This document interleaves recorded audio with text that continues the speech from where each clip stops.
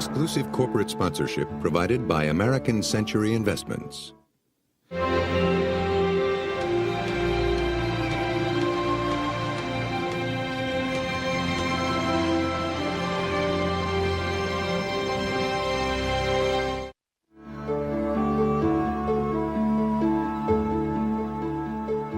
Support for American Masters is also provided by the Park Foundation, dedicated to education and quality television. And by the National Endowment for the Humanities, the National Endowment for the Arts, the Corporation for Public Broadcasting, and Rosalind P. Walter. Additional funding was made possible by and contributions to your PBS stations from viewers like you. Thank you.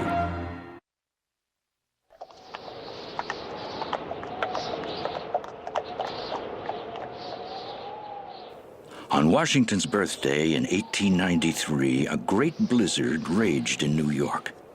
I stood on a corner near Fifth Avenue, watching the lumbering stagecoaches appear through the blinding snow and move northward on the avenue.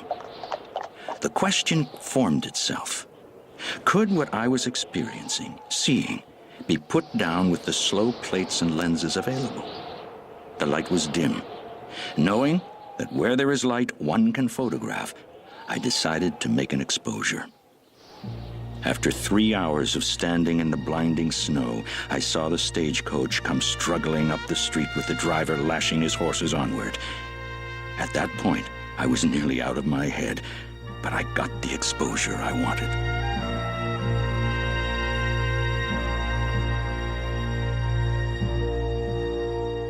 Later, at the New York Society of Amateur Photographers, before my negative was dry, I showed it with great excitement. Everyone laughed. For God's sake, Steiglitz, throw that damned thing away. It's all blurred and not sharp. I told them the negative is exactly as I want it to be. What I was driving at had nothing to do with blurred or sharp. What Steiglitz was driving at was a new vision for a modern world. To teach America to see, and photography was the epitome of a new way of seeing. He is known as the father of modern photography, but for this rebel against complacent acceptance of the past, photography was not enough. In Paris, a visual revolution was brewing in the early 1900s. A revolt against outmoded conventions in art. Steiglitz knew the future when he saw it. He would boldly introduce these avant-garde works to America to shock the world of the arts out of its blind attachment to the past and to open the eyes of America to the 20th century.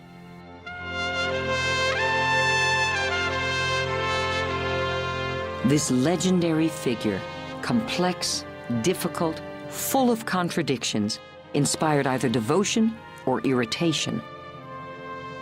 The gentlest and kindest of men, Steiglitz could be autocratic and brutally critical. Critics claim that his selfless devotion to art was matched by his devotion to his own fame. Steiglitz's noble idealism wrestled with his human frailties, for he was, above all, intensely human. I was born in Hoboken. I'm an American. Photography is my passion. The search for truth is my obsession.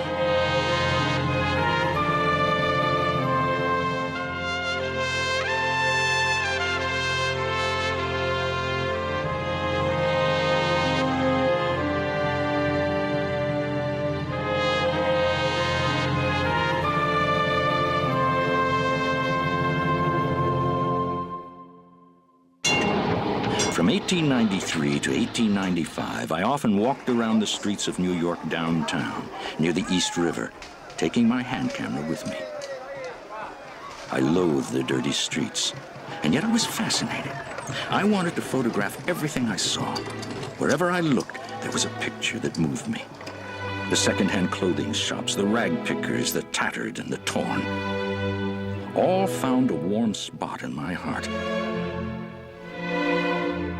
Above all, there was the burning idea of photography, pushing its possibilities even further. He was photographing, always trying to do something that he thought he could do that they would tell him you couldn't do. He was out there by himself.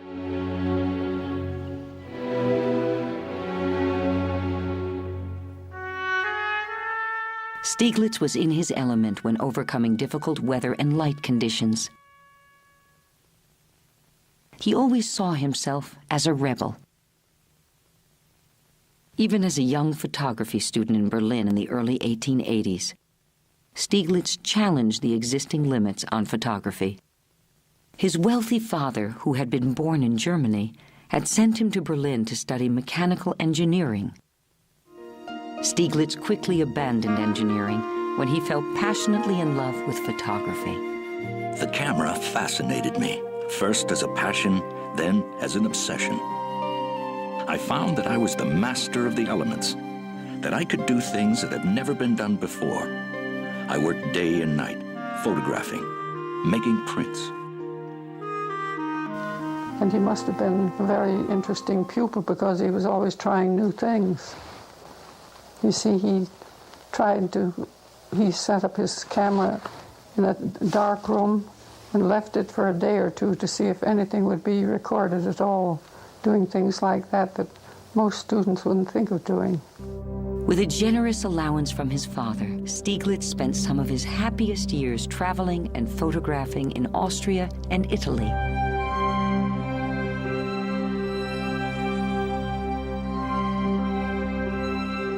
I worked like one possessed. People called me that crazy American. I didn't see why a photograph could not be a work of art, and I studied to make it one. He sent pictures to every place where a prize was given. And when he got all the medals and all the prizes, there was half a shoebox full of them. I suppose he had become an authority by then.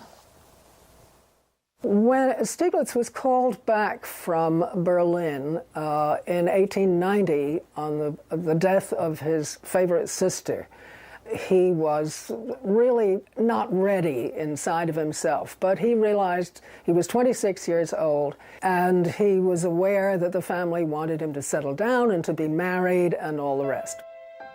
Yielding to family pressure, Steiglitz tried to be a businessman and a husband. He would fail at both. In 1893, he married Emmeline Obermeyer, close friend of the family and wealthy heiress. From the start, their natures were in conflict. Emmeline, prudish, bourgeois to the core; Steiglitz, anarchistic, in full rebellion against the conventional society Emmy held dear. The disaster of their 1894 honeymoon in Europe forecast the disappointments of their marriage. Emmy envisioned the grand tour, with afternoons at the great couturiers, dinners at chic restaurants. Steiglitz, interested only in photography, dragged his tearful bride to remote hamlets for peasant harvest scenes and to distant, lonely shores. Emmy was often miserable, but the honeymoon trip resulted in some of Steiglitz's finest early work. The birth of their daughter Kitty, who as a child was a favorite subject of his photography, did little to heal the rift. Steiglitz's passion for photography left him little time or taste for family life. With his camera, he roamed New York. In my early work, I wanted to document the New York of transition, the old gradually passing into the new, the spirit of something that endears New York to one who really loves it.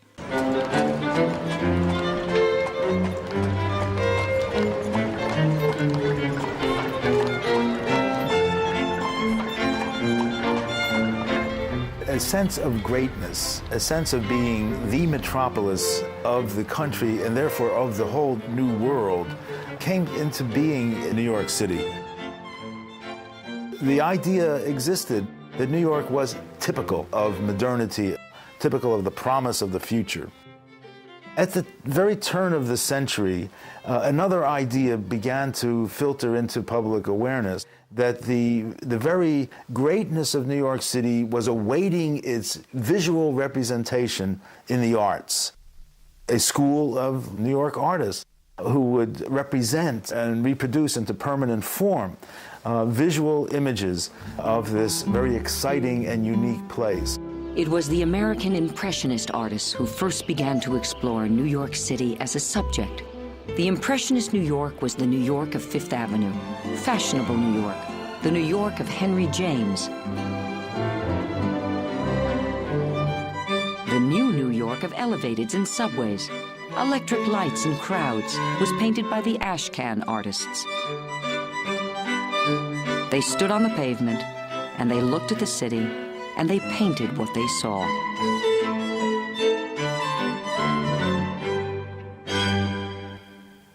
But it was photography that would form our modern vision of the city. I determined that photography would be accepted as art. However, for many critics, photography was more of a threat than a promise. Photography has become the refuge of every would-be painter too ill-endowed and too lazy to complete his studies. By invading the territory of art, photography has become art's most mortal enemy.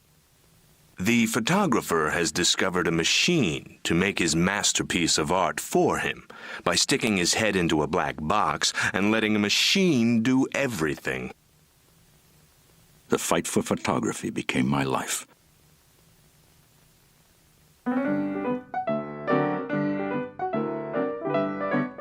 Art was far from the minds of those making family snapshots early in the century, charmed by the new Kodak camera and its slogan.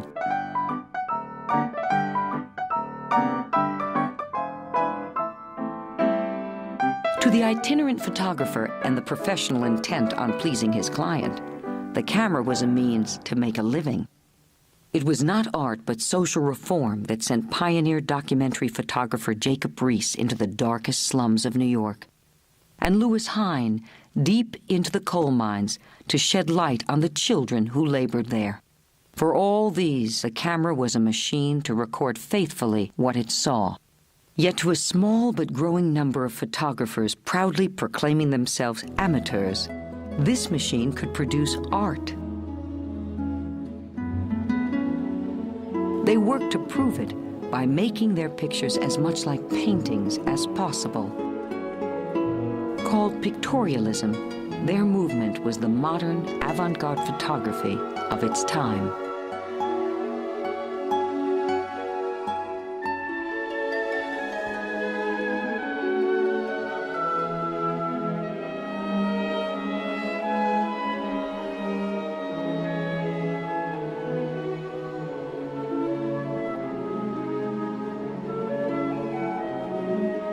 Steiglitz's photographs are significantly different from many pictorial photographers. Steiglitz often turned his camera on the subjects that were immediately around him, and most of his photographs were emphatically of their time. 1902 was certainly a watershed year for Steiglitz, a real turning point.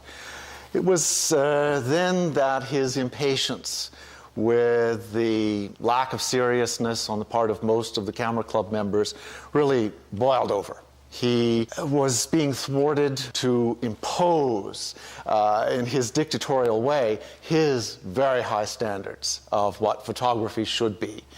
And so he decided, early in 1902, that he would form an elite body of photographers, those whom he respected most. Edward Steichen, Clarence White, Gertrude Casimir, to name a few of the most prominent. And this group was to be the photo secession, meaning essentially avant-garde. Steiglitz believed that if he could find a talented painter who was also devoted to photography as art, it would help the cause. And Edward Steichen was that man. Steichen became his closest collaborator. What drew Steiglitz and Steichen together was a passion for photography that started at the beginning of the century. Steiglitz valued Steichen as this creative, innovative, imaginative, energetic, wonderful young man. who produced beautiful photographs and was a painter.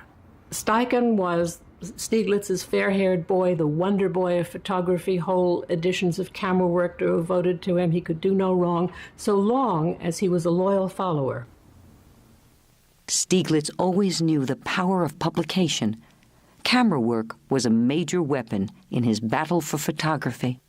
Camera work was, without any question, one of the most beautiful magazines of any sort ever produced. The reproductions, the photogravures were hand-pasted onto the pages. Everything was of absolutely the highest standard. Great seriousness, wonderful writers. The magazine had a tremendous impact. Each issue would have been passed from hand to hand as a treasured document. And this was something that has been of tremendous importance to many, many photographers in shaping their work. Although camera work and the photo secession were internationally acclaimed, Steiglitz's true ambition was to create a great international salon of photography in New York, to rival or eclipse those of Europe. But suitable space was impossible to find or afford. With his close collaborator, Edward Steichen, a solution was found. They would arrange a continuous series of highly selective international photography exhibitions in some rooms at 291 Fifth Avenue, which they would convert into galleries. To this time, nothing like this had ever been attempted. Both men, of course, took full credit for its being his idea, because each of them had that kind of a personality, and denying that the other one had that much to do with it. But the fact is, they really collaborated. On the evening of November 5th, 1905, the little galleries of the photo secession opened an exhibition. It amounted to a miniature but superb salon of American photography, and it made photographic history.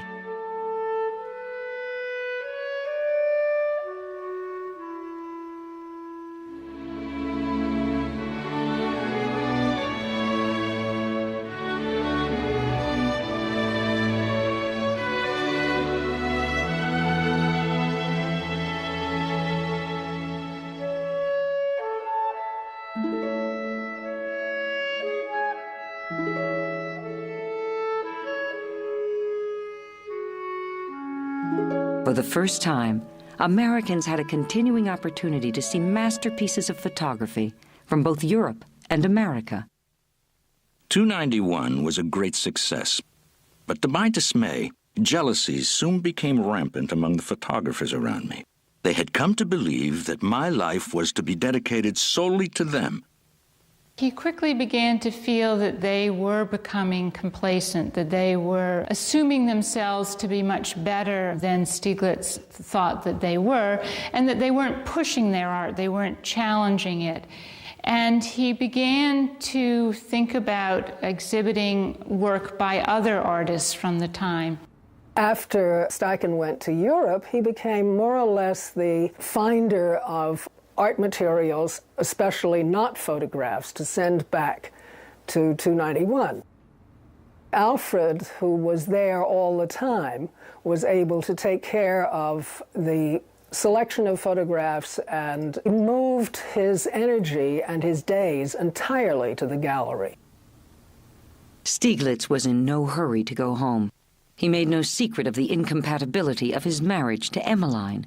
He complained of her lack of interest in his work, her hostility to many of his closest colleagues, that she resented spending money on ne'er-do-well artists. Oh yes, you don't spend money on artists. They really are supposed to do better if they're a little hungry. Steiglitz prided himself on not using Emmy's money for 291 or camera work, covering expenses with his own income from his father, subscriptions, and print sales. For 5 years, from 1902 to 1907, Steiglitz rarely used his camera, promoting other photographers at the sacrifice of his own work. Now a shipboard experience would stir him to create one of his most memorable images. In June 1907, my wife, our daughter Kitty, and I sailed for Europe. My wife insisted on going on a large ship, fashionable at the time. It was impossible to escape the nouveau riche. Ye gods. By the third day out, I could stand it no longer. I had to get away. I walked as far forward as possible. Coming to the end of the deck, I stood alone, looking down. There were men, women, and children on the lower levels of the steerage. The scene fascinated me. A round straw hat, the funnel leaning left, the stairway leaning right. White suspenders crossed on the back of a man below. A mast that cut into the sky, completing a triangle. I saw shapes related to one another, a picture of shapes, and underlying it, a new vision that held me.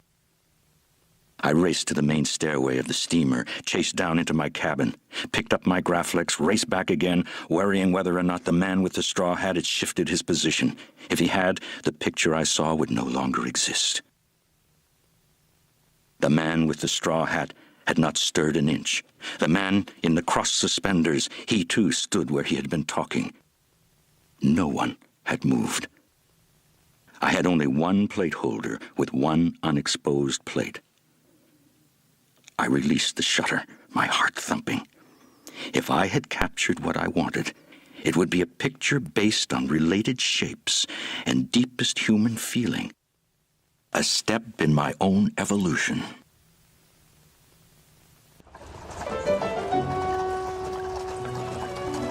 "1907 was a memorable year in Paris, a time of ferment, experiment, and excitement.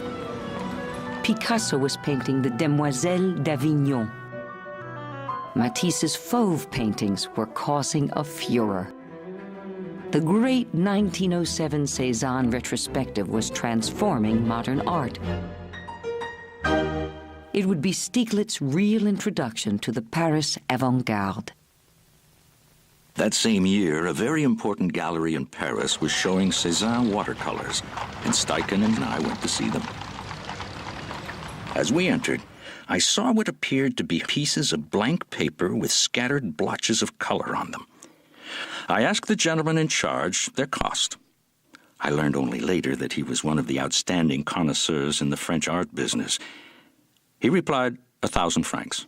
I answered facetiously, "You must mean a dozen. There's nothing there but empty paper with a few splashes of color." The man turned on his heels. I knew I had been absurdly stupid.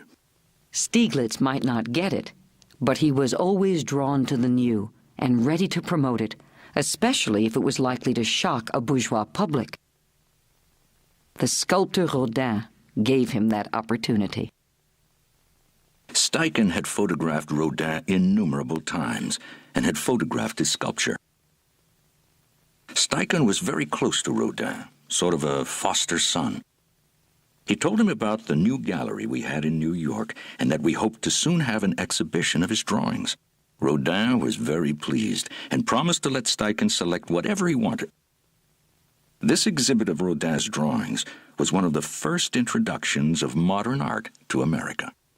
The show opened January 2nd, 1908, and caused a sensation. We had the Rodin exhibition, which attracted a great deal of attention, favorable and unfavorable. Most of it was derision. The critics had a field day. These drawings should never have been shown anywhere but in the sculptor's studio. They are most decidedly not the sort of thing to offer to public view, even in a gallery. It was a very scandalous exhibition in the minds of many New Yorkers at the time, not only because the drawings seemed to be very unfinished, but also because they were clearly studies of nude models who had been prancing before Rodin in his studio. Among the visitors to the Rodin show was a young art student, Georgia O'Keeffe, who would one day change the course of Steiglitz's life. I was studying at the League, and one of the boys came in and said, "Didn't we want to go down to 291 and see the Rodin drawings?" All the teachers at the League were sending the students down there because they said it might be something and it might not be anything, but we shouldn't miss it. So we went down there. And that was what greeted us, this man coming out. His hair stood up on top of his head, and he looked very angry when he looked at us and said we wanted to see the Rodin drawings. Well, he said they're in there. And, well, I went in and I looked around, and I didn't see anything like anything I'd been taught. It looked to me like just a lot of scribbles. Steichen wrote from Paris. I have another crackerjack exhibition for you. Drawings by Matisse, the most modern of the moderns. Abstract to the limit.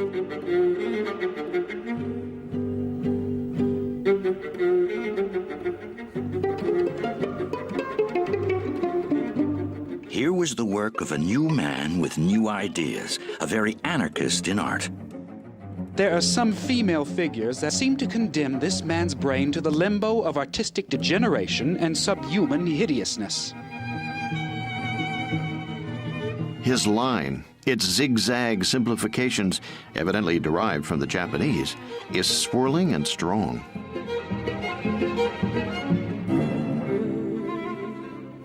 The New York art world was sorely in need of an irritant, and Matisse certainly proved a timely one. When a Paris art dealer agreed to an exhibition of Cézanne watercolors in 1911, Steiglitz was curious to see how the pieces of paper he and Steichen had laughed at 4 years before would look on the walls at 291. The box of framed Cézannes was opened, and lo and behold, I found the first one no more nor less realistic than a photograph. What had happened to me? I realized then what the years at 291 had really done for me. 291 was a space that artists could learn what this art was all about, and they could begin to run into one another. So a certain kind of social circle developed around 291 with Steiglitz and the art that he was showing at the center. There wasn't any other place where people were not doing just academic things. And the things that you saw at his place moved you off into the world, just like his conversation did.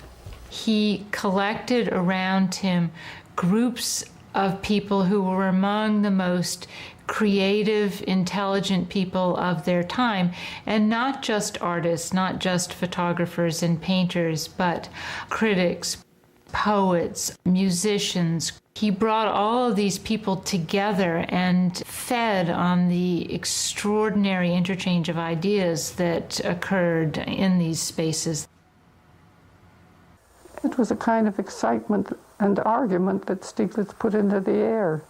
It was a place when you thought of something that would help you to take your own road, that was the only place that you could go to find it. Part of the enjoyment that Alfred derived out of running the 291 was the sense of communal work with his friends. And he had always dreamed of making that kind of community. And to a great extent, 291 became that kind of a place where there was a free exchange of ideas.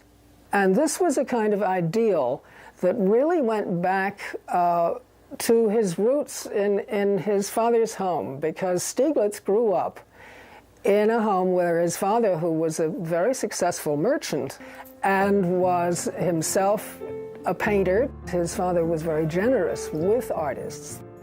Steiglitz's mother shared her husband's interests in the arts, as well as his preference for Alfred, their eldest son. This tender portrait reflects Steiglitz's deep feeling for his mother. Oak Lawn, the family's summer home at Lake George, always welcomed artists. And Alfred, of course, then grew up in an atmosphere of respect, active respect for art, so that it was a natural thing for him to feel that this was something that he could carry on. For visitors to 291, the cafes of Greenwich Village downtown were often the next stop. At Polly's restaurant in Greenwich Village, bohemian spirits provided New York's answer to a Parisian cafe. Here and in the Golden Swan, better known as the Hellhole, voices and glasses were raised, radical ideas in art and politics hotly debated. The endless talk found its way into print in publications vital to American modernism. Greenwich Village became a kind of hub, a center for a new kind of culture in New York. It was in opposition to the dominant, what I would call brownstone culture of Victorian America or of bourgeois New York. And it was the next generation, a group of men and women who thought of themselves as a generation in rebellion against their bourgeois parents. And they wanted something more real, more vital. The past needed to be criticized. The past needed, in some sense, to be overthrown. And so a sense of rebelliousness and indeed of revolution came along here. It was cultural as well as political. Steiglitz can be included among those who identified themselves as anarchists. This anarchism for him meant a kind of intense individualism, going his own path, a kind of sense of continuous rebellion against his background, rebellion against anything that is conventional. Steiglitz recognized in Picasso a kindred spirit. In 1911, Steiglitz gave the artist his first one-man show in America at 291. New York reeled from the shock. Any sane criticism is entirely out of the question. The results suggest the most violent wards of an asylum for maniacs, the craziest emanations of a disordered mind, the gibbering of a lunatic. The Picassos were on sale for between $20 and $40. I sold one single one, a drawing made when he was 12 years old. Another I bought myself. I was ashamed for America to return them all. The whole collection could have been had for $2,000. What a pity that these pictures of Picasso's evolution were not kept together in this country. I suggested to the director of the Metropolitan Museum that they should be.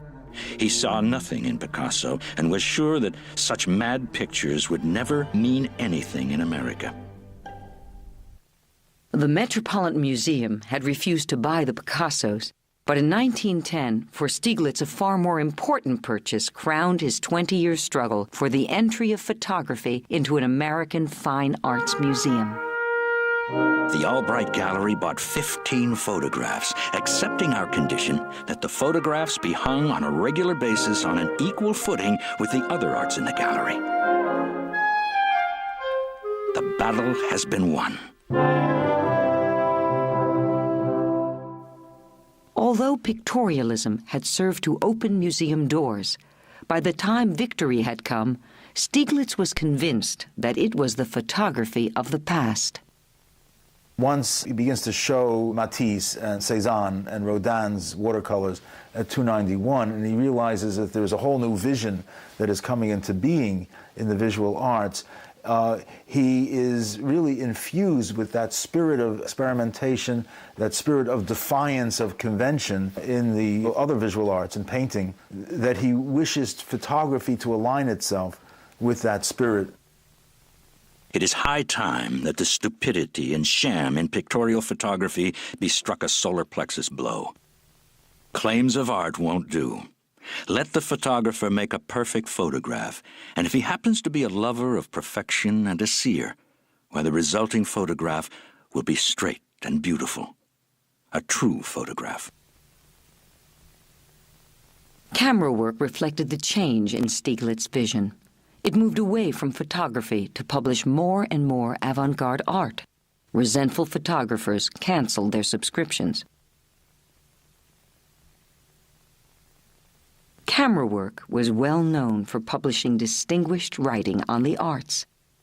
But this new modern art demanded writing as radical as its images. I plan to publish a special number of camera work showing the pictorial evolution of Matisse and of Picasso. But I didn't know where to find literary matter to go with the pictures. One day, a woman brought me some writing that had been rejected by every publisher in town. The woman handed me a manuscript about Picasso. This one was one who was working. This one was one having something being coming out of him. Something had been coming out of him. Certainly it was something. Certainly it had been coming out of him. Certainly it was something. I don't know the meaning of this, but it sounds good to me. What you have brought somehow fits into the volume I have in mind. It was the first time anything of mine had ever been published anywhere. The first real competition to the gallery at 291 came in 1913 with the Great Armory Show in New York City, bringing together from here and abroad the greatest collection of modern art ever seen in this country. At first, Steiglitz was very supportive. In many ways, the Armory Show was really a vindication of all that Steiglitz had been working for the last 5 years. After all, here was a major exhibition of mainly modern European art in this country. And Steiglitz, prior to that time, had been the only person who had shown any interest on a really serious level of showing that work to the American public. The greatest number of works were Impressionist, Post-Impressionist, Fauvist, and Cubist. 210 American works were shown. But it was the European art that caused a sensation. The papers carried cartoons and caricatures.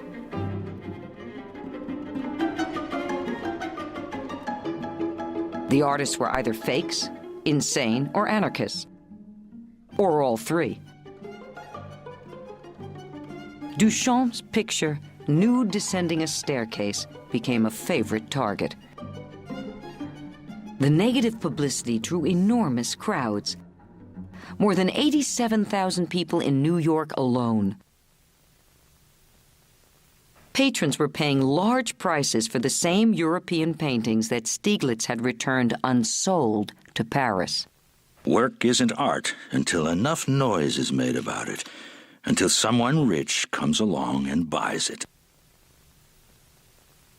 After the great success of the Armory Show, a number of dealers began showing more and more modernist work, and Steiglitz felt that he had accomplished what he had set out to do.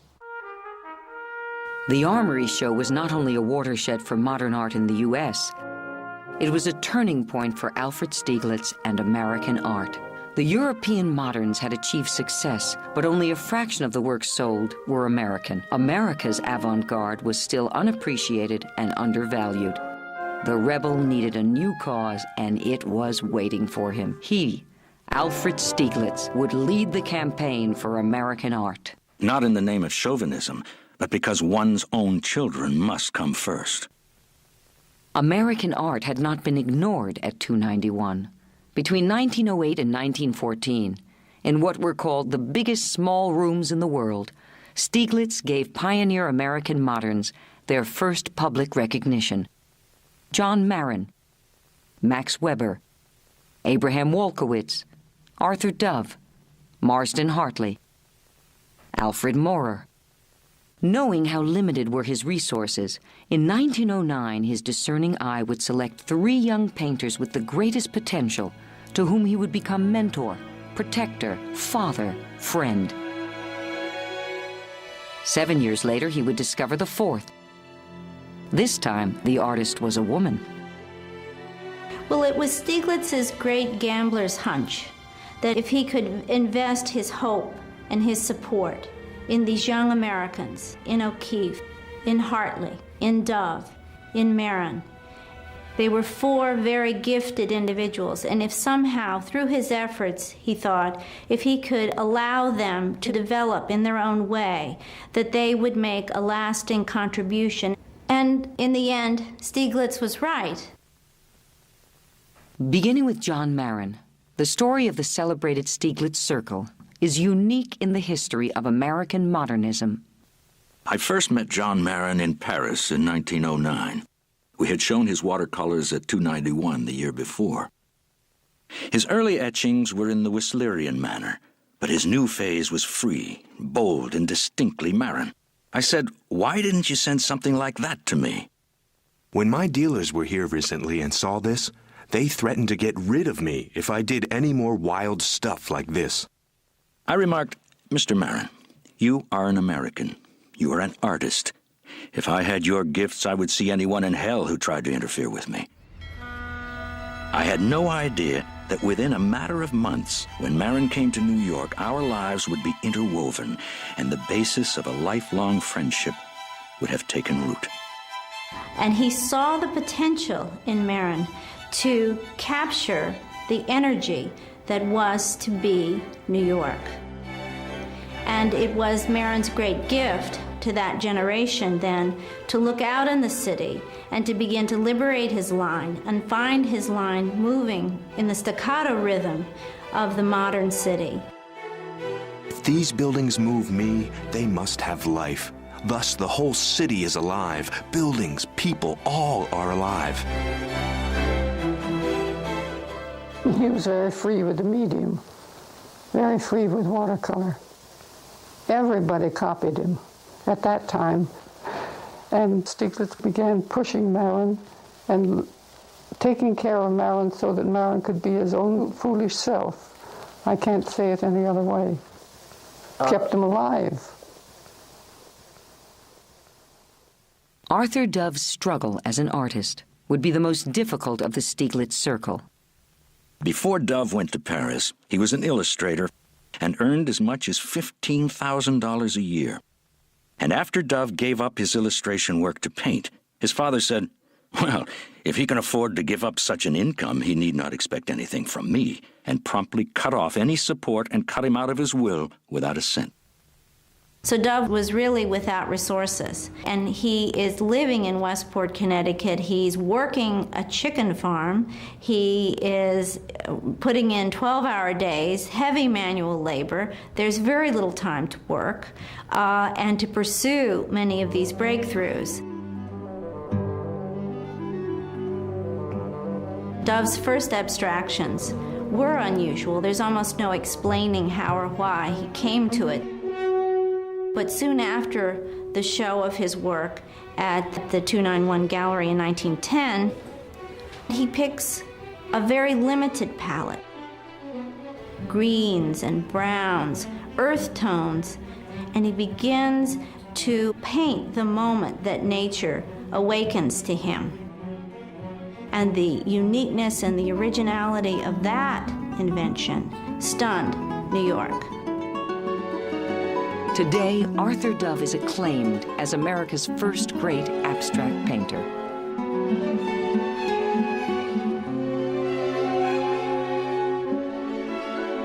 Steiglitz felt it was vital to recognize the very finest artists. He was a passionate speaker who would go on with great charisma for hours at a time, trying to make the point, why buy the work of artists who are long dead, who cannot benefit from the purchase? Why not help artists who are alive, who need the money now in order to do more work? He kept a running fund into which he put money he received from the sale of his own prints, a percentage of the sale price of every work he sold from the gallery, some of the money from his own independent income, and used that fund to help artists in any way he could. Like Marin and Dove, Marston Hartley discovered an utterly new world at 291. I had come down from Maine with a set of paintings. I told Steiglitz that I wanted to show nowhere else, that the spirit of no other gallery was of any interest to me, and I swore that I could live on $4 a week. Well, Alfred was so amazed to hear anybody be so simple as to be willing to live on $4 or $5 a week. He couldn't believe it, that he took Hartley on. Well, of course, Hartley got more than that. For years, Hartley's ardent desire was to go to Europe. Steiglitz made it happen. When he meets an exciting international group of artists, he explodes.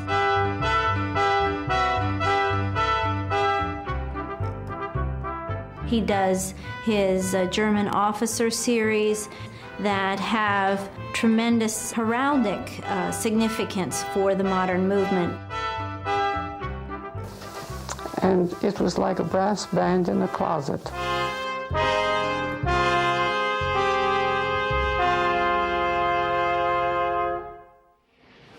The fourth member of the Steiglitz circle would arrive through an intermediary. On a dismal 1st of January, 1916, I was standing in 291 when in walked Anita Pulitzer, the young Columbia art student. I had noticed her in the gallery many times before. She was carrying a roll of drawings. She told me they had been sent to her by a close friend who is now teaching art in the South, with the specific request that she show them to no one. But, she said, they seem to belong to you. Examining the first drawings, charcoals, I realized that I had never seen anything like it before. All my gloom and tiredness vanished. Finally, a woman on paper. I told Miss Pulitzer I might want to show them here, and thanked her for bringing them to me. Somebody in the washroom up at Columbia asked me if I was Virginia O'Keeffe, and I said, no, I was Georgia. Well, she said someone named Virginia O'Keeffe is having a show at the Steiglitz Gallery downtown at 291. And I knew right away that that was mine, because he had said that he was going to show them, and it had been almost a year. And I had thought, well, maybe he isn't going to show them. And I didn't think too much about it. But as soon as I heard he was having the show and he hadn't said anything to me about it, I went down to make a fuss about it. Then a girl appeared, thin, in a simple black dress with a little white collar. She had sort of a Mona Lisa smile. Who gave you permission to hang these drawings? She said. No one, I replied. Still with a smile, she stated very positively, you will have to take them down. I think you're mistaken, I answered. Well, I made the drawings. I am Georgia O'Keeffe. I said, you have no more right to withhold these pictures than to withdraw a child from the world, had you given birth to one. We had lunch together. I begged that when she finished her next batch of drawings or paintings, she should please pack them up carefully and send them to me, express collect. I would take care of them. She left. We corresponded. Anita, this morning under my door when I came from breakfast, there was a letter from Steiglitz. Such wonderful letters. Sometimes he gets so much of himself into them that I can hardly stand it. Dear Georgia, before I left 291, all was darkness. I stood a while at the old back window. It is more marvelous than ever. The new buildings are full of tenants, and all the windows were aglow. The plains, the wonderful great big sky makes me want to breathe so deep that I'll break. Months later, at Lake George, I received a mailing tube with a 6-cent stamp on it. In the tube were watercolors. Incredible things. When Arthur Dove saw the O'Keeffe watercolors, he said, Steiglitz, this girl is doing naturally what many of us fellows are trying to do and failing.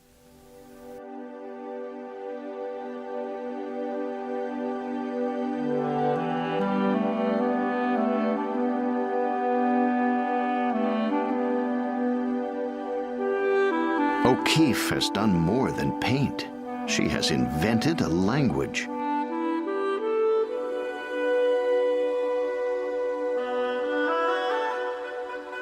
Being in New York again for a few days was great, Anita. It was Steiglitz I went up to see. Just had to go, Anita. There wasn't any way out of it. And I'm so glad I went. While I was in New York, he photographed me. I was very flattered, naturally. For the first time in years, I've had time for my own photography. It's intensely direct, portraits. It is all 8x10 work, all platinum prints. No diffused focus, just straight goods. On some things, the lens stopped down to 1/28. You know, that photograph of Dorothy True's leg, it was an impossible shoe and a good-looking leg, and her face as a shadow coming through it. It was a double exposure. And that was accidental. He didn't do that knowing what he was doing. But this leg with the shoe was like a portrait of her. He seemed to see into the person. He wouldn't think of working on anyone if he didn't know something about them. His portrait of the young Paul Strand reveals Steiglitz's regard and affection for the only photographer chosen for the 291 Steiglitz group. It was Steiglitz who became then the major influence on Strand's development as a photographer, as an artist. Strand, this lens as you're using it makes everything look as though it is made of the same stuff. Grass looks like water. Water looks as if it has the same quality as the bark of the tree. You lost all the elements that distinguish one form of nature, whether stone or whatever it may be, from another. You have achieved a kind of simplification that looks good for the moment, but is full of things which will be detrimental to the final expression of whatever you're trying to do. He advised me to get rid of my soft focus lens. Steiglitz gave me the kind of criticism that you could say, yes, that's so, and you could do something about it. This issue of Camera Work is devoted to Paul Strand. His work is rooted in the best tradition of photography. The work is brutally direct, devoid of flim-flam, devoid of all trickery. These photographs are the direct expression of today. I was on the verge of doing the portraits, which I did in 1916. I did all those things with the idea of photographing people without them being aware they were being photographed. The technique used was a false lens screwed to the side of my reflex camera. They're portraits that have an amazing power to them, also strength and dignity as well. These were photographs that Steiglitz felt were particularly powerful statements of what the new photography could be all about. Bowls and other abstractions were the result of my seeing at 291 the work of Picasso, Braque, and others. I was trying to apply their strange, abstract principles to photography in order to understand them. This Paul Strand number would be the last issue of Camera Work. The magazine had started in 1902 with pictorial photography, the advanced photography of its era. It ended in 1917 with the work of Paul Strand, the advanced photography of its time.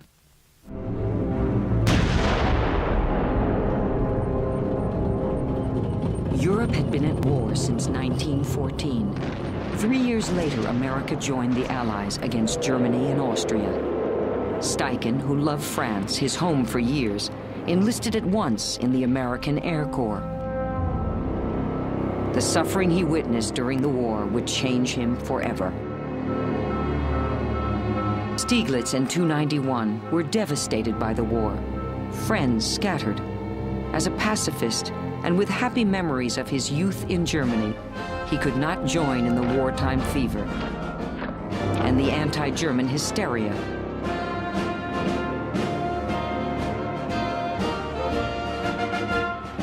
This refusal made him and 291 suspect in the militant wartime atmosphere. I have finally decided that it would be sheer madness to continue 291. My family and I have been badly hit by the effects of the war and prohibition. I am compelled to give up both Camera Work and 291. I'm supposed to have a huge following and many friends. You'd be amused if you knew the facts. It was the winter of 1917-1918, a winter of coal famine, the coldest winter New York had experienced in years. I sat in a desolate, empty little space. I had nowhere else to go. No working place, no club, no money. I felt somewhat as Napoleon must have on his retreat from Moscow. In this dark time, it was the growing intimacy of his correspondence with O'Keeffe that sustained him. I didn't tell you that this afternoon I set Zoller ripping down more shelving in the old little room and ripping down the remaining burlap. The place looks as if it had been raped by the terrible Germans. Before she left Texas, O'Keeffe wired Steiglitz, "Starting New York tonight. My heart has wheels." Alfred never asked O'Keeffe directly to come to New York while she was still teaching in Texas. He wanted it all to be her impulse. So he told her what would be available to her if she came to New York, that she would have a year in which to paint, and that she would have a place to live that was her own, and that it would be my mother's studio, which he'd already arranged with her. But he didn't try to persuade her outright. He said, "These are available to you, now you decide."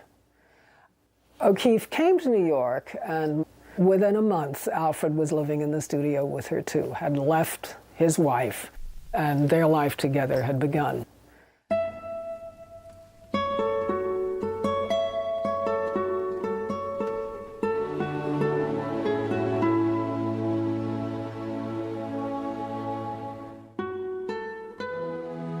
Dear Dove, the lake is our great companion. We have it nearly to ourselves.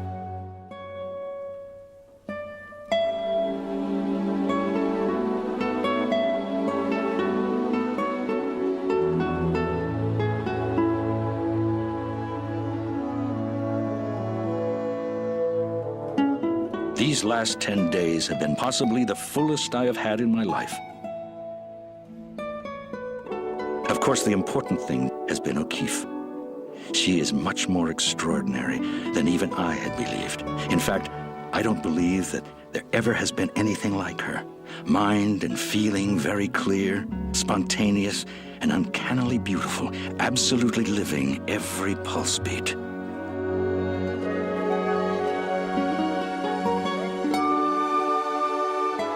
I am at last photographing again, just to satisfy something within me. And all who have seen the work say it is a revelation. It is straight, no tricks of any kind. It is a series of about 100 pictures of one person. Heads and ears, hands, torsos. It is the doing of something I had in mind for very many years.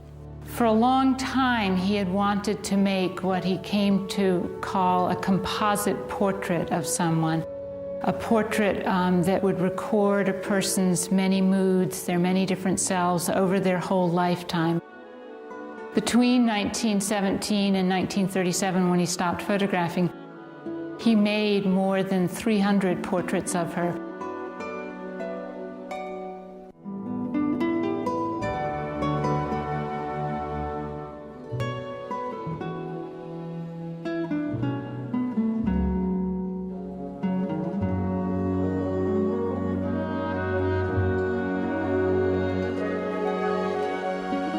You had to collaborate or you'd be in trouble.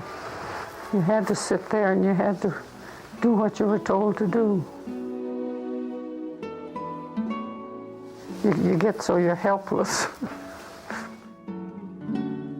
He had a very rickety old tripod that nobody else would have bothered with.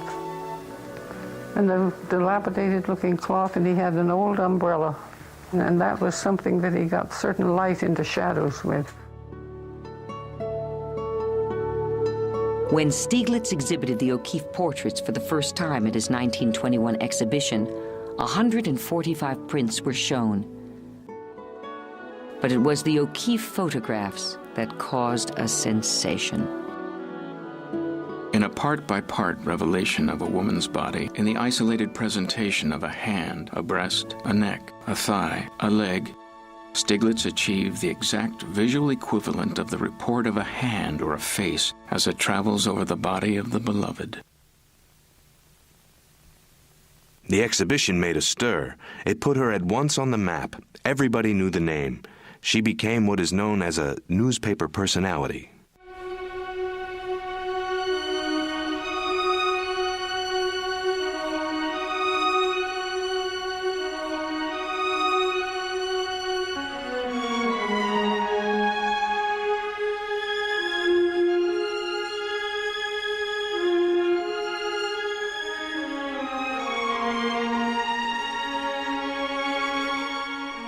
Her art is gloriously female.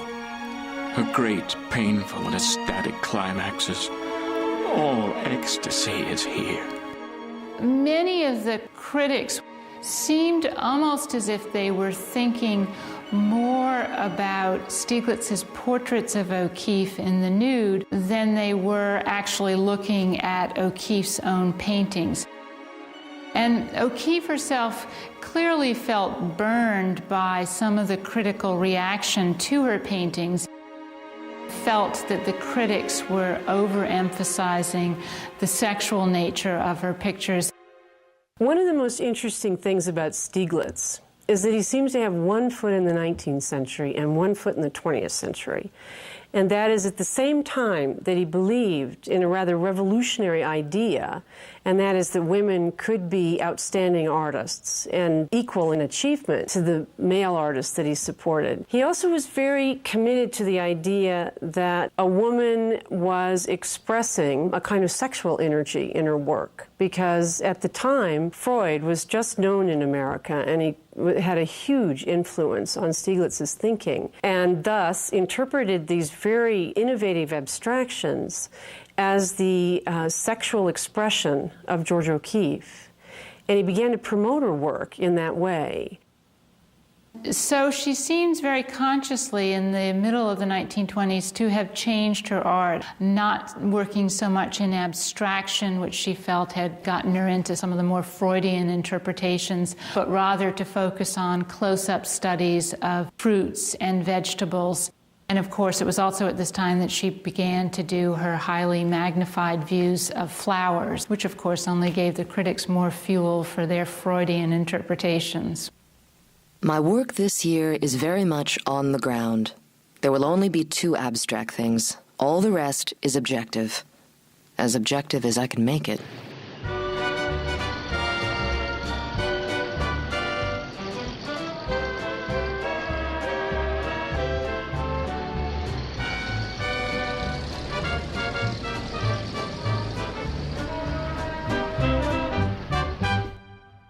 The decision to get married between O'Keeffe and Alfred is still a puzzle. No, she didn't particularly want to be married. Neither of them did.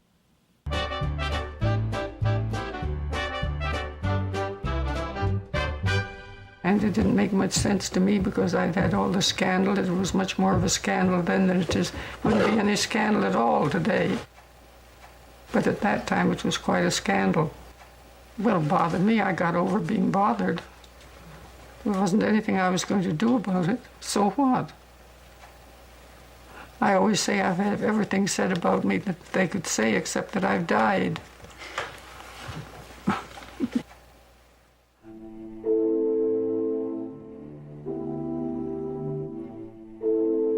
In the summer of 1922, my mother was dying. Our estate was going to pieces. All about me, disintegration, slow but sure. Dying chestnut trees. The poplars doomed too.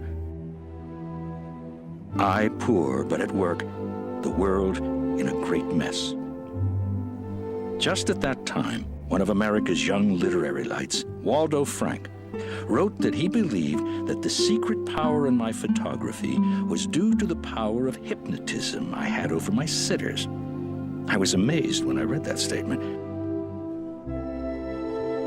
I wondered what he had to say about the street scenes and the trees and the interiors.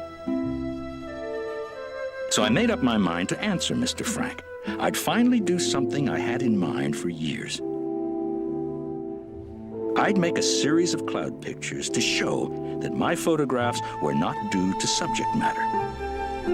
Clouds were there for everyone, free. But the fact was that it was more than that, and it was his sorrow, his fear about his mother, who was obviously dying. He had to find something which was distant so that he could create some kind of emotional distance for himself.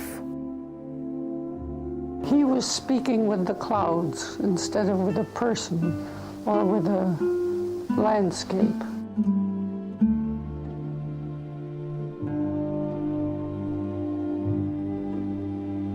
What is of greatest importance is to hold a moment, to record something so completely that those who see it will relive an equivalent of what has been expressed.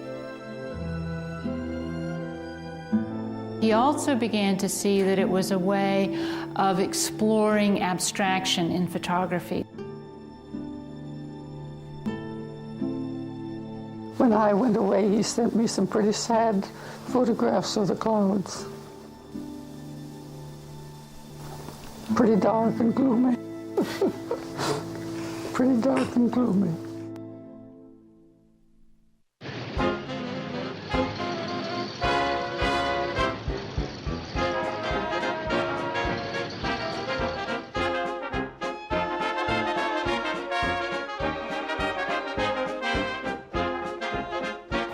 One of the fundamental suppositions of the modern is a tremendous break with the past.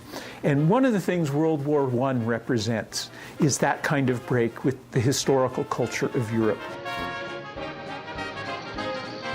After the war, a wide range of American intellectuals searched for a distinctive American style. There were a variety of efforts. Georgia O'Keeffe called it the great American thing. She said at one point, in the 1920s, everybody was chasing after the great American thing, the great American poem, the great American novel. They even wanted to paint the great American picture.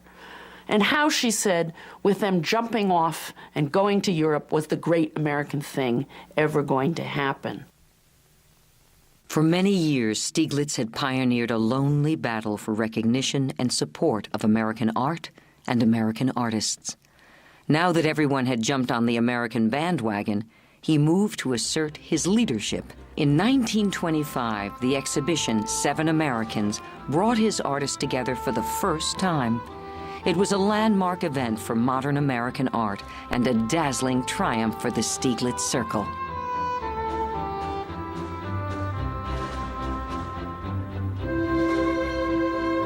These 7 Americans are explorers. Their creative self-discovery means nothing less than the discovery of America's independent role in the history of art. The enthusiastic response to the show confirmed for Steiglitz that the time had come to open a new space. For Steiglitz, the intimate gallery was a new pulpit. It is the American artist, by expressing his individual self, who'll give modern expression to the American soul.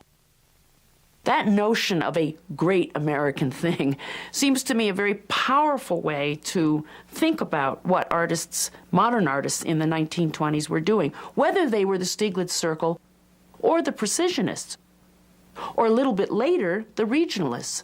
They all had a similar goal, even though they approached it through very different means. Steiglitz was far from pleased when his vision for American art was challenged by others, especially the Precisionists. I like to call them the machine ageists. They were fascinated by Manhattan. They were fascinated by the elevated railroad, the bridges that went over the rivers, the skyscraper city. Modernity lay in New York City, and it lay very specifically in the new industrial and high-rise structures, in the new technologies that were proliferating at the time.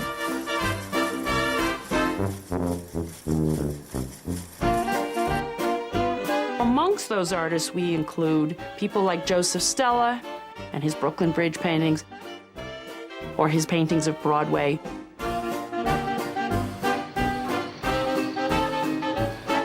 Charles Demuth, his picture I Saw the Figure 5 in Gold, is a magnificent precisionist view of a rushing fire engine going down a street of Manhattan. Charles Sheeler did a whole series of photographs and paintings based on the Ford Motor Plant. They also were interested in what might have been known in Steiglitz's circle as sort of vulgar America, product America, brand name America. A young Stuart Davis paints 2 brand name products.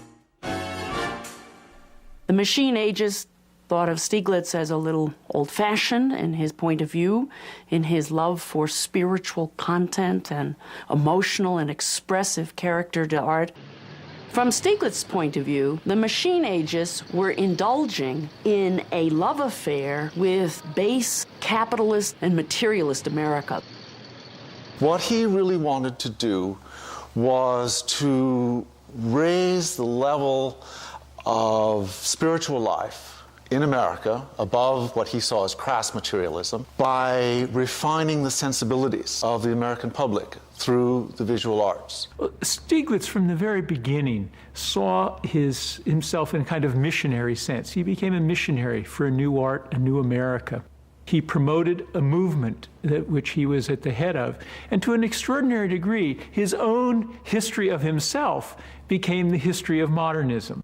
And what we now have to look at a little more critically is his ability to articulate his own view as the view of what the modern in America was about. And it was exclusionary, even as it promoted what was unquestionably work of considerable merit. He was autocratic, he was highly selective, he was not very democratic, and he really always maintained the notion that he was fighting for the right cause against a kind of dull and shallow public that couldn't really understand what he was saying. And he had devotees around him who were caught up in his evangelical fervor. Increasingly, they began to write about him as a kind of Messiah, a prophet, a figure who had, led the people out of the wilderness and into a new religion, a religion of culture and art. And he fueled that image of himself. He tended to speak prophetically, even to speak in parables, perhaps in the mode of an Old Testament prophet. Clearly, he was driven by some idea of fame, and his manner did have all the marks of grandiosity. He felt he was capable of speaking the truth. That's a major conviction. Though he viewed himself as a teacher, he was never able to take pride in his students when they left him. Having absorbed his lessons, they had to grow away from him, and he never recognized that. He felt always as though he was being betrayed, and this was great drama, because he had given them everything that he could, and then they left him, and right and left, and they said terrible things about him. He was very possessive without knowing it. When those people might feel like they had matured somewhat and had come to a position where they assumed that they were more on an equal footing with Steiglitz, he had a difficult time often accepting that. And so throughout his life, he had a number of falling outs with people who had been very close friends. Steichen and Steiglitz quarreled and didn't speak for many years. While Steiglitz remained always an elitist, Steichen increasingly became a populist. He saw himself as a photographer who could do work of a standard that could satisfy a Steiglitz, but that could reach an enormously broad popular audience. He was the highest paid photographer in the world, but Steiglitz felt that Steichen had sold out. And Steiglitz could never forgive Steichen for having done so. Now, Steiglitz believed in art for art's sake. Of course, Steiglitz did not have to earn a living, and Steichen always had to earn a living. So Steiglitz could afford to believe in art for art's sake. These varied aspects of the Steiglitz persona are all components of a very complex character, where the dark plays an integral role, just as it does in his great photographs. But there was a lighter side as well. New York is madder than ever. The pace is ever increasing. But Georgia and I somehow don't seem to be of New York, nor of anywhere. We live high up in the Shelton Hotel. The wind howls and shakes the huge steel frame. We feel as if we were out at mid-ocean. It's a wonderful place.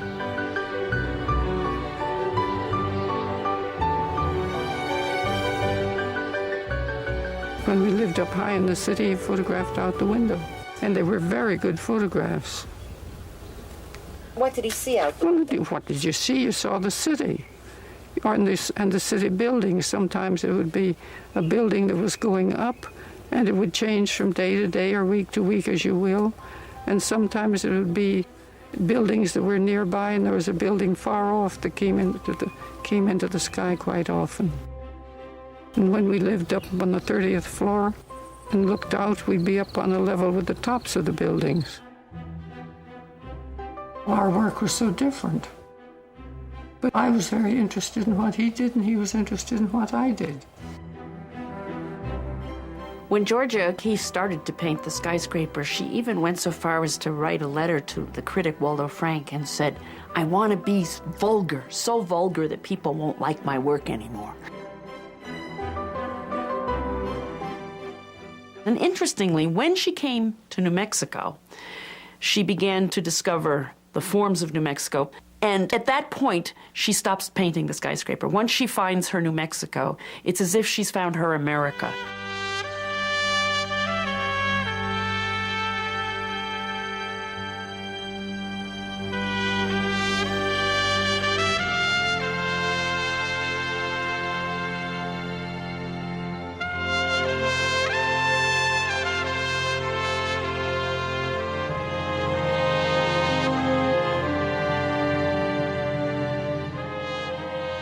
I'm having a wonderful time. You know, I never feel at home in the East like I do out here. One perfect day after another. I wired Marin to come out. He's having a great time, too.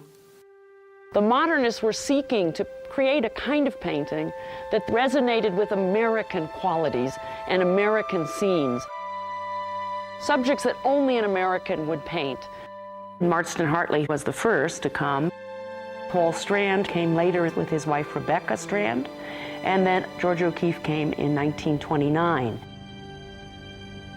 Steiglitz's heart condition, combined with Santa Fe's high altitude, forbade his coming to New Mexico.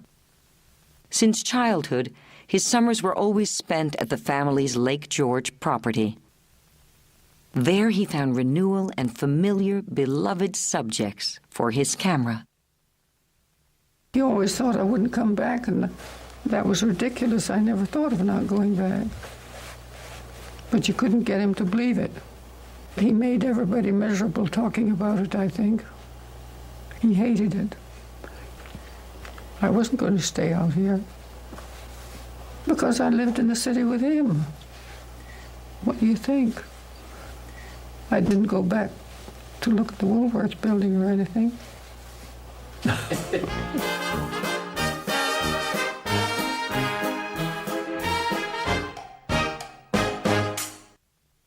Steiglitz's disciples sought and found a new gallery space for him.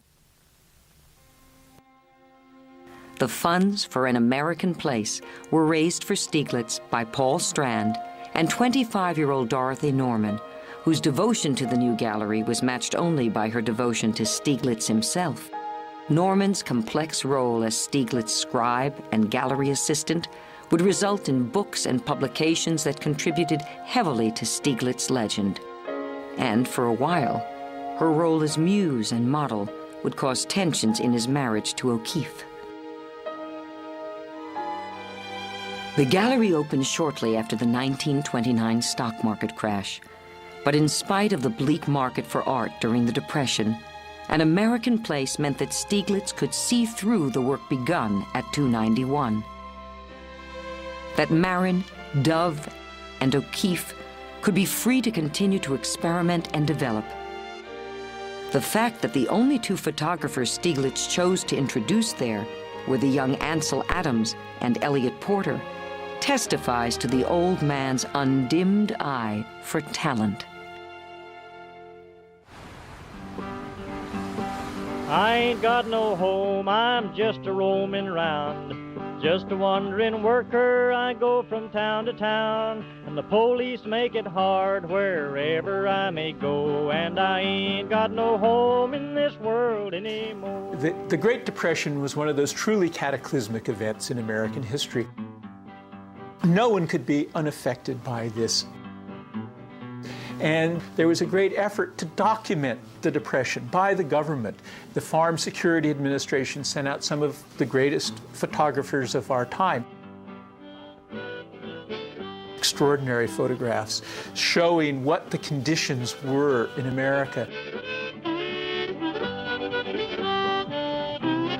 The whole intellectual world moved left. Writers and artists wanted their art to have something to say and hopefully even do with the crisis that the society was going through. Steiglitz, although a person of the left, certainly concerned by all of this, couldn't find a way to relate to all of this. And I'm not sure what the reason was, but one probably has to do with his anarchist spirit, his intense individualism, that was somehow out of place with the collectivist spirit that was emerging in the 30s. Steiglitz's break with Paul Strand was of a very political nature. With the coming of the Great Depression, Strand, who, after all, had helped to establish an American place, turned away when he felt that Steiglitz was using an American place as an ivory tower. And Strand moved more towards art as a political tool, an idea that Steiglitz abhorred.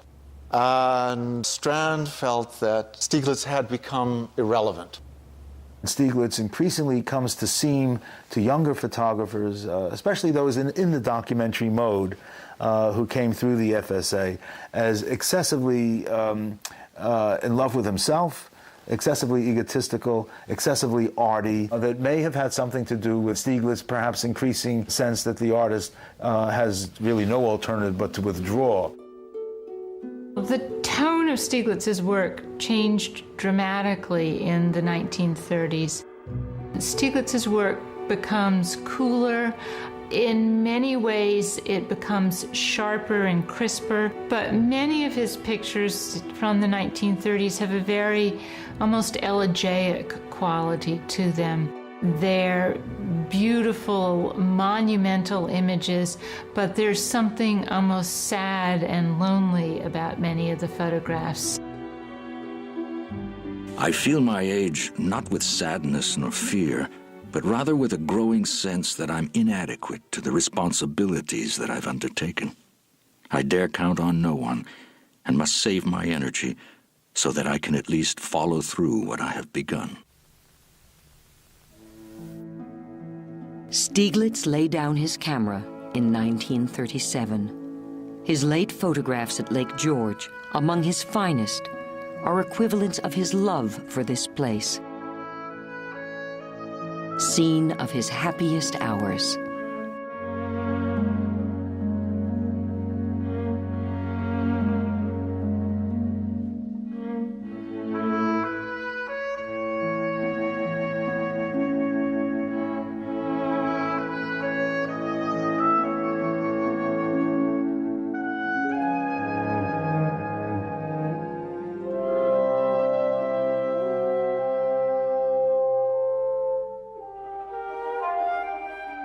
To the very end of his life, he died in 1946, he was still running galleries, he was still showing his artists, he was still making sure that there was criticism written about them, he was making sure that they were being sold to the best museums in the country. Right to the end, always seeing that within his soul was a rebel that refused to die. Steiglitz stood for the freedom of the artist, and he did have a fierce kind of determination, a heroic determination, to be free, to stand at a place where it was possible to speak the truth as you see it in your particular medium. And for that, he earned a major place in the history of culture in the United States, in the world, in the 20th century.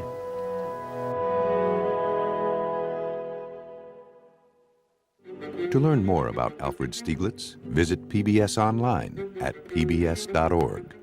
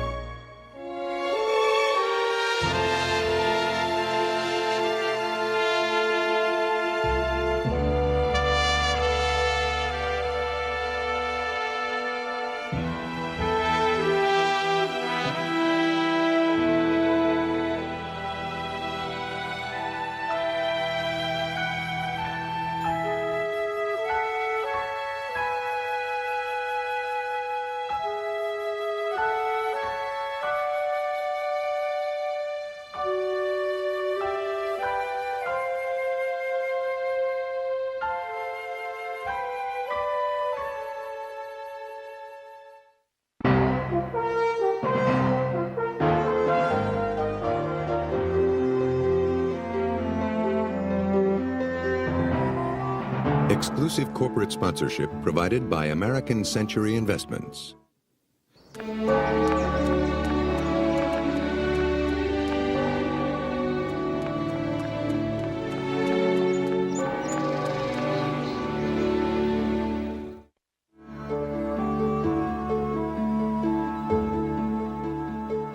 Support for American Masters is also provided by the Park Foundation, dedicated to education and quality television. And by the National Endowment for the Humanities, the National Endowment for the Arts, the Corporation for Public Broadcasting, and Rosalind P. Walter. Additional funding was made possible by and contributions to your PBS stations from viewers like you. Thank you.